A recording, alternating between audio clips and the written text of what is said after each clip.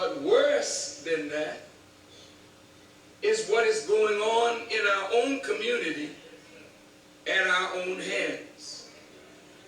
The churches are filled with older people, while the funeral parlors are filled with young people.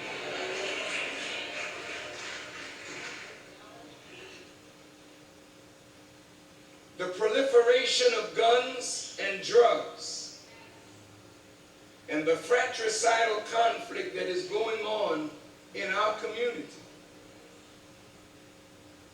has made the world to see us through the eyes of the media as savage, maniacal, and bestial.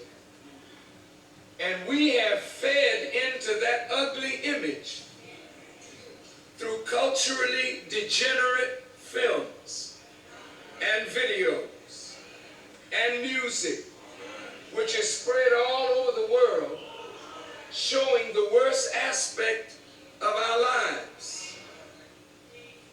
And at the same time that this is going on, talk television is introducing to the world some of the most vile and ignorant displays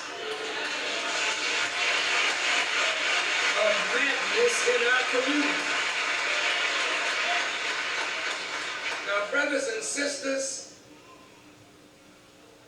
in 1941, when Japan attacked Pearl Harbor, by 1945, when Allied planes were bombing Italy and bombing Germany, none of us cried, because the Italians, men, women, and children, the Germans, men, women, and children, were the enemy. And the media and movies and books and periodicals worked the American mind up to a fever pitch where whatever happened to the enemy, we rejoiced. In 1945, when President Truman gave permission to drop the atomic bombs on Hiroshima and Nagasaki, none of us cried. But Japanese men, women, and children were disintegrated. We didn't cry because the media, the movies, the books, the periodicals had all pictured the Japanese as our enemy.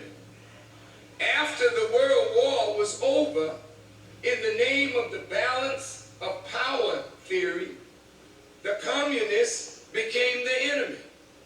So anybody that was communist or communist sympathizer, and anything that happened to them, we didn't care, because they were all communists.